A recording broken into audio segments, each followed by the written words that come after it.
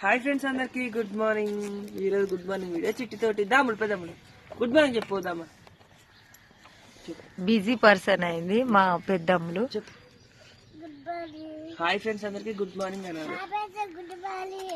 Good morning. ఏం రాసుకుంటున్నావు? పిల్లలు నిన్న మొన్న బ్యాగ్ ముట్టుకున్నదే తెలియదు.